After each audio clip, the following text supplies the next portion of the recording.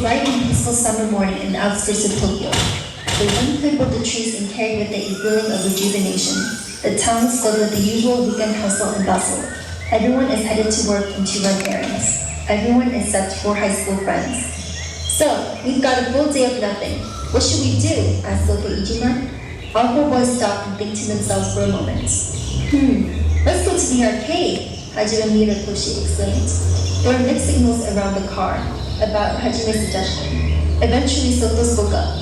We do that after school almost every day. It's our summer vacation. You can see something cooler than that. Hajime only sat back with a grumpy look on his face. Soto turned to face Koji, who was sitting in the back of the car next to Hajime. Any ideas, man? He inquired. Koji gave a weak shrug and said, I have no clue. Soto turned back around and let out an aggravated sigh. You guys are so boring, you know that? Just then Genji Yori added, Hey man, you didn't even ask me and I am the driver, he said while laughing. Whatever, it was an open question. Soto defended. Well, it's my car and it's my gas, so I have final say. Genji continued while laughing. Everyone sat back in silence, waiting to see what Genji would suggest. Soto was eyeing Genji with a puzzled look on his face. They had just been driving for a while and had started to venture into parts of town he wasn't familiar with. Koji was preoccupied in the back of the car playing a video game on his cell phone. Hajime was becoming restless and started looking for something to entertain himself with. Suddenly, Hajime picks up and leans toward the front of the car. Hey, I downloaded a new album the other day. The band is really cool. Do you guys want to check it out? Genji quickly responded saying, No, not really. You have a terrible taste in music. Everyone in the car but Hajime began laughing loudly. Koji dropped his phone and covered his mouth to keep his loud bellowing laugh from filling the car. After a few moments passed, Genji turned to see Hajime grumpily sitting on the back seat, staring out of the window. Come on, I was kidding. Let's hear it. You guys are real jerks, Hajime said while pulling up the music on his phone. Yeah, Sota uttered. Oh, Genji, I need to play it for your stereo. The sound is kind of low on my phone. Genji began looking around for the cable to plug in Hajime's phone. It wasn't anywhere up front where it usually stays. Genji turns around for a moment, pointing at the back pouch of the seat. Check in here. Just before he can finish his statement, Koji screams to the back of the car, Watch out! As Genji turned to face forward, he notices the car stopped right in front of them. He swerves to avoid a collision and loses control of the vehicle. All the boys begin screaming and close their eyes. The car breaks through the safety railing beside the door and speeds down into a wooded area. The car turns to its side and comes to a crashing halt as the driver's side of the car slams into a large tree. All is quiet, and all 4 boys lay unconscious.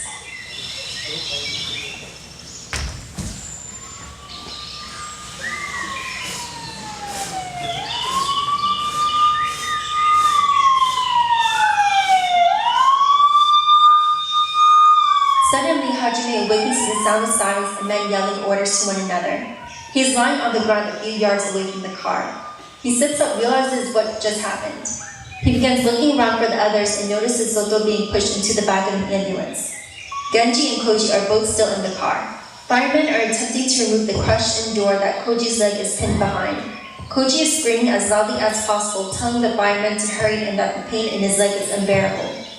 Hajime slowly rises to his feet, seeing Genji still sitting in the front seat. He is lying with his head against the window, saying nothing, and no police or firemen are attempting to help him.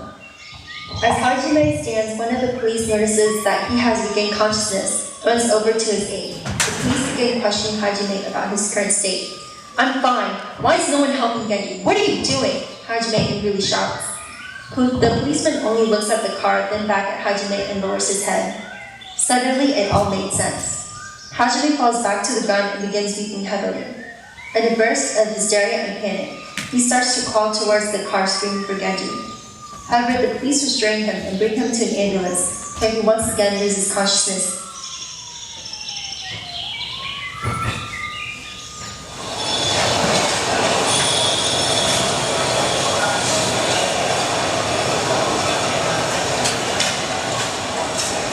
The summer has passed and school is back in session. Genji is sitting in a hallway waiting for Soto to come out of class. He begins to space out, staring blankly ahead. His daze is then interrupted by a crashing thud in the classroom. A few minutes go, and then the door bursts, and then out steps Soto. Hajime notices Soto's hand is bruised and he is holding money. Hajime turns and peers into the classroom. There is a younger student lying on the ground, holding his stomach and crying. Hajime turns and looks at Soto again, he mumbles. Soto suddenly turns and punches Hajime. Yeah, again? I want food on my way home and I ain't gonna spend my money on it. Soto turns and begins walking away. If you were broke, you'd be buying it for me, he added. Hajime picks up his school bag, starting to follow behind Soto. He then notices Koji limping down the hallway. Their eyes meet for a moment and both boys freeze. Neither one of them says a word. There's an awkward and distressed silence until Koji looks to the ground and walks away. Hurry up! You need to finish my homework before 9. Soto yells from down the hall. Hajime snaps back to reality and runs to catch up.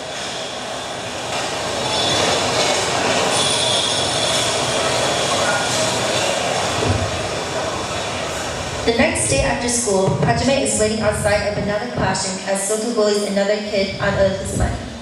He is bothered by the sounds from inside, so he stands and moves away from the door. As he walks, he sees another of his classmates. Mai Watanabe. He is immediately overcome with a feeling of anxiety. He could never admit it to her, but Hajime had liked Mai since their freshman year. Hi Hajime, she said, startling him. Hey Mai, he replied, avoiding eye contact with her. How are you doing today? She asked. I'm fine, he said, looking away. Mai notices a strange look on his face and tone of voice. She suddenly notices the noise coming from the classroom nearby. She immediately realized what was happening. Mai placed her hand on his shoulder and let out a deep sigh. Why do you allow him to order you around? You don't owe him anything, she stated. Hajime lowered his head and mumbled. I owe him a friend. At that moment, Mai immediately embraces him. That wasn't your fault, Hajime, you know that, she reassures him. Suddenly, Soto emerges from the classroom. Mai releases Hajime, turns and glares towards Soto, and leaves. Soto notices the way Hajime is staring at Mai, and a sinister smirk grows across his face. The next morning, Hajime enters the school and notices Soto talking to Mai. He can't hear the conversation. Mai is smiling and Soto is rubbing her arm. The two of them then start walking away together. Hajime is extremely confused and angered by this. As he is going to leave, someone strikes him from behind and he falls to the ground. Hajime turns to see Koji standing over him. What is wrong with you? Hajime exclaims. Without an answer, Koji jumps on Hajime and begins to fight with him. The boys roll around, scuffing as Koji yells, How dare you say it's my fault Genji died? I wasn't the one distracting him. Hajime pulls away from Koji and yells back at him, What? I never said that. Koji stands and brushes him off. Of course you won't admit to it. That accident changed you and Soto. I'm not going to let it change me too.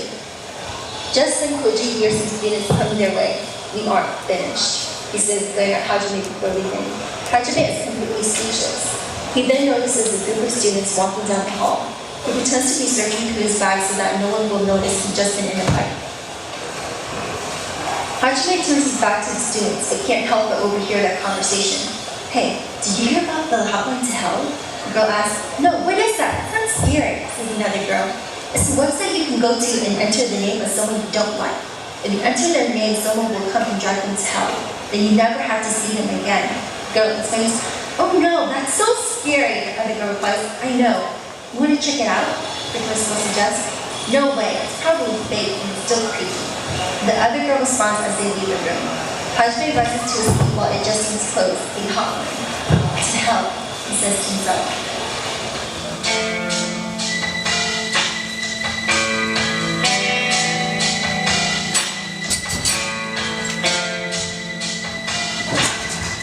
That night at Soto's house, Hajime sits at a desk, finishing up their homework. Soto is lying on his bed, browsing the internet on his phone. He looks over to Hajime, who is quiet and concentrated. So I heard you had a fight with Koji today, Soto began. Hajime goes and began breathing heavily. It's really messed up, man. What you have been saying about him at your own school, Soto added. Hajime immediately rolled around to face him. I never said anything. I don't know who started that rumor, but I haven't said anything, he explained. I didn't think so at first, but I have heard it from few people at school. They all said you told them the wreck was Koji's fault. Soto continued. They're all liars, he shouted as he rose to his feet. Soto sat up and put his phone away. Okay, calm down. I was just telling you what I've heard. I ran into Koji today after school and he was really angry. He was complaining about a fight with me and saying something about a hotline. It wasn't making any sense. Hajime suddenly got chills all over his body. Hotline? The hotline to hell? Hajime started. Yeah, that was it. When is that? Soto asked. Hajime began explaining what the hotline was to Soko.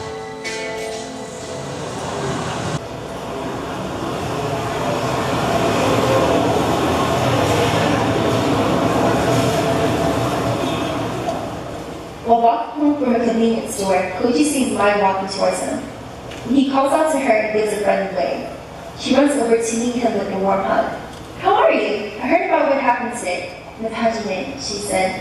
Koji's smile slowly faded to a frown. "You don't believe that rumor, do you?" Mai continued. "Hajime blames himself for that accident. He would never say something bad about you. I would be willing to bet Soko spread that rumor just to see you two fight each other," she said, crossing her arms. Suddenly, it all made sense for Koji. "I didn't even think of that. So stupid. Soko's the one who told me Hajime was spreading the rumor." Maybe Koji began rubbing his head, feeling ashamed. "I need to call and apologize to him," he concluded. "Yeah, you should. I'm sure he would understand," Mai said.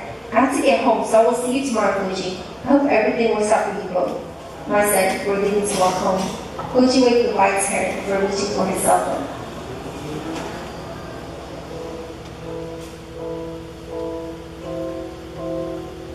Soko jumped from his bed in disbelief. "That's what the hotline to hell is?" he gasped. "You better do something. He said he was going to access the hotline tonight." Hajime began panicking, trying to figure out what he should do. "I don't even know where he is right now," he shouted. Hajime was starting to look ill and was looking to Soko for an answer. "Use the hotline for Koji before he can use it on you," Soko blurted out. Both boys stood in silence. Hajime couldn't figure out any other alternative in his state of panic. Both stared at the computer motionless. Hajime was so tense his entire body was starting to ache. "You better do something or it's too late," Soko yelled. Hajime quickly got online and began searching for the website. He found the link to the website, but when he clicked on it, there was just an error message. Hajime relaxed a little, feeling relieved that there was actually no such website. He looked over at the clock on the wall, noticing it was 11:59 p.m. Hajime froze again and had a worried look on his face. "What's wrong? You should be glad. There is no website," Soko said. As the clock struck midnight, Hajime hit the refresh screen, and suddenly appeared the hotline to hell. Both boys stared at the screen in horror and utter disbelief. Suddenly, Soko regained focus and shook Hajime. "Hurry, put his name in before he enters yours." Hajime quickly began typing Kochi's name, then hit the submit button. There was a graphic of a spinning hourglass, but did nothing. Hajime sat back again, closing his eyes. "So it really is a fake website. What should I do, Soko?" Hajime asked. Hajime waited for Soko's response, but when he didn't get one, he turned around, opening his eyes to see a young girl with red eyes. Hajime falls to the floor in sheer terror. Who are you?" he asked. "I am Emma. I am the Hell Girl. You have summoned me to declare your revenge," she says, walking towards him. "Please, take this," she requests as she places a small straw doll into his hand. Hajime stares at the doll, trembling in fear. "If you truly wish to eliminate your antagonist, you must untie the red string. If you pull the red string, you shall officially enter a contract with me. If you enter into a contract with me, the one you seek revenge upon shall be taken immediately to hell," she explains. Hajime finally regains his strength to stand. He looks at the doll once more and then back at Hellgirl. "However, if I deliver your revenge, I must have you make restitution to me. When one person is cursed, 2 graves are dug. If you accept the contract, thy soul shall fall into the pits of hell. Well, that's after you die," she continues. Hajime's eyes grow wide and full of spite. "Why would I go to hell? He's the bad person, not me. He deserves this, not me," Hajime exclaims. Ai only stares at Hajime emotionless. She turns away from him and before leaving tells him, "The decision rests with you." Everything becomes dark and Hajime feels as if he can't breathe. He came to and is back standing into Soko's room. "So the site was a bust. What are you going to do about Koji?" Soko asked. "What just happened? You didn't see any of that?" Hajime begins panicking. "See what? You were sitting there and then you turned around and started staring at me," Soko replied, feeling confused. Soko then looked down and noticed the doll in Hajime's hand. "Where did you get that from?" he questioned. Hajime sat back down, staring at the doll. "Hellgirl gave it to me." Koji stared at his phone, wondering if he should make the call or not. He looked to his watch and noticed how late it was. "I can't call him at this time of night," he mumbled to himself. Koji continued to walk home and thought about what happened that day.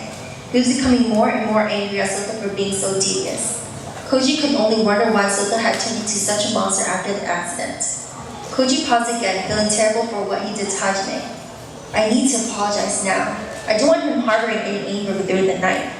Koji reached his phone once more. Soto was yelling at Hajime to stop being foolish and make a move. Hajime sat with his fingers on the red string, trembling. He could have a dog too for all you know. You better do something, Soto exclaimed. Koji scrolled through his contact sounds to Hajime saying. He took a deep breath before placing his finger on the call button. Here we go, he sighed. Hajime, do it! Soto shouted. Hajime shut his eyes, pulled the red string from the doll, and fell to his knees.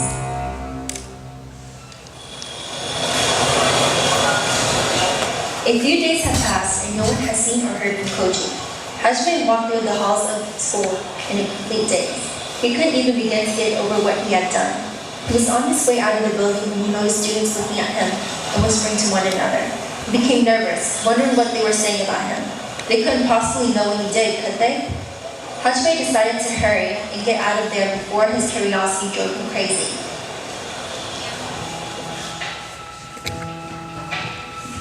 As usual, he stopped by Soto's house to do both of their homework assignments. When Hajime entered the room, Soto swiftly picked up something that was bothering him. What's up with you? He asked. It's nothing, don't worry about it, Hajime replied, sitting down to begin doing homework. Is it the rumors at school? Soto continued. Hajime looked around to face him with wide eyes. What rumors, he beamed? A lot of students are starting to talk. Everyone is wondering where Koji is. The last anyone heard of him was a fight with you, Soto elaborated. You didn't tell anyone, did you? Hajime said, jumping from his chair. No, I didn't, but if you want me to keep quiet, I'm going to need a favor, Soto stated with a ruby grin. Are you bribing me? Hajime said, stepping towards Soto. You don't have any other choice, Hajime. You do what I say or I tell the cops. That means you can go to jail. If not, everyone at school will know what you've done and they will take you. It will haunt you for the rest of your life. Soto arrogantly stared into Hajime's eyes. Hajime slowly sat back down. What do I have to do? He asked in a defeated voice. You're going to help me break into the school and change my grades, Soto commanded. Are you crazy? Do you know how much trouble we could get into? Hajime blurted out frantically. That's only if we get caught, fool. Either you help me with this or you get busted for killing Koji. Soto grabbed his things and headed for the door. The school should be cleared out by now. Get up, he ordered. Hajime slowly rose to his feet and followed Soto out.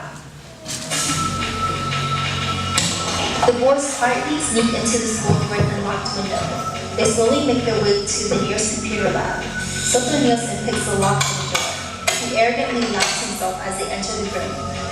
Soto walks over to the computer and pulls out the check for Hajime. Hajime stands frozen. What are you waiting for? Soto asked. Hajime was too afraid to speak or move. He just stared blankly. Quit acting like a little girl and come change these grades so we can get out of here. The longer you take, the more likely you are to get caught. Hajime just continued staring. As Soto began walking toward him, Hajime spoke. I can't do this. He paused. I won't do this, he declared. Are you kidding me? We came all the way here for you to win out? You realize what's going to happen, right? I'm going to make sure everyone knows what you did. I'm going to tell everyone it's your fault Genji is gone.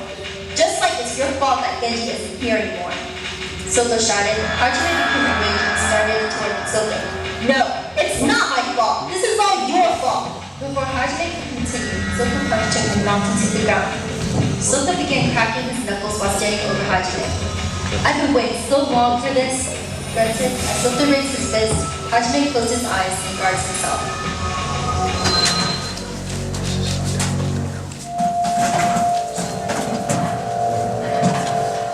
At that moment, Soto swings and hits nothing. He looks around and notices he is outside. What the? Where am I? He questions in a puzzled voice. It feels as if his surroundings are familiar. Soto turns around and sees Genji's car smashed up against a tree. What is going on here? Soto begins walking over to the car and notices someone sitting in the driver's seat. It's a woman sitting motionless. Hey, what are you doing in there? He yells, but the girl doesn't move.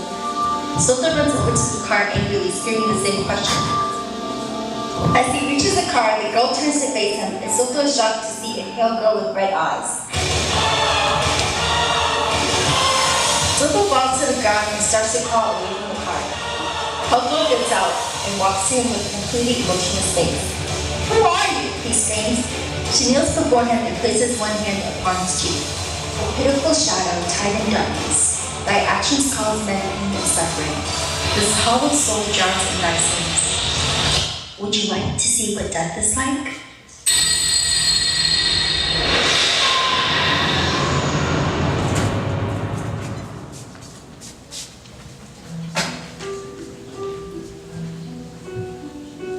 Hajime opens his eyes and lowers his arms. Soto had just suddenly vanished. What just happened? He mumbled, rising to his feet. Hajime stood alone in the computer lab, confused but also relieved. He suddenly heard a girl's voice coming from right outside the door. "Everything will be okay now," she said. "Who is that? Who is there?" Hajime began panicking. The door slowly opened and Mai walked into the room. "Mai, why are you here?" he asked. Mai didn't respond. She just began walking toward him. Just as Hajime was going to speak again, he noticed a red string in Mai's hand. His eyes filled with tears as he ran to embrace her. "Why did you do that? Do you know what's going to happen to me now?" he cried out. "Everything will be okay now," she said, wrapping her arms around him.